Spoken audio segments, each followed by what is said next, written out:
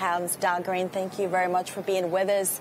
So there is a delay for 2 weeks. What do you hope will be accomplished that's not been accomplished in 2 years now? Well, the very best would be, of course, if the House of Commons in a vote next week decides to agree to this withdrawal agreement that we have negotiated with the British government. It's a good agreement. It's good for us. It's good for the UK. It's an orderly process for the Brits to leave the European Union, which they have decided to do in their referendum. So that would be the very best that could happen next week.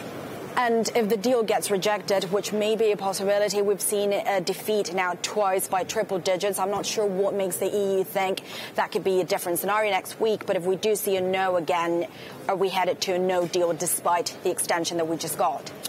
Well, there are different possibilities there, actually, before the deadline of April 12, as you said. But it's really up to the British to tell the European Union what they want to see. And that's what the message also last night to Theresa May from the leaders of the EU 27. Please let us know, in case there is a no in the House of Commons next week, what alternative route you want to see. There were many questions yesterday, we understand, during this meeting that went on for more than an hour.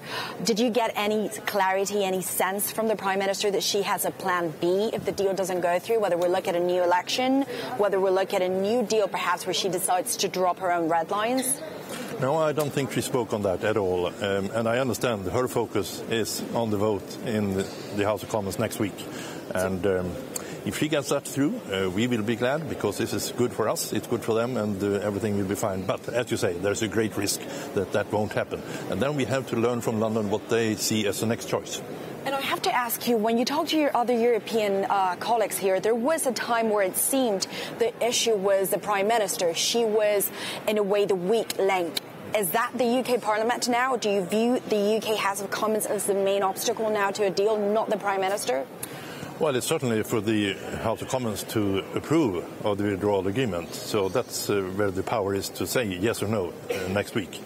If that doesn't happen, of course, the British government, the British political system has to work out what is the other choice that they want to have in the process together with the European Union. We need to have a relationship with the Brits, also in the future, regardless of where they are or how they leave.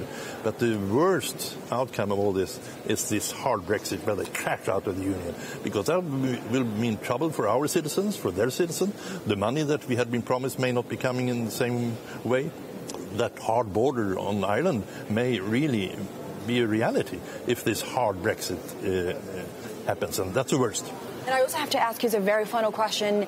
Brexiteers will tell you this is bluff. In the end, the EU will blank and we will get a better deal.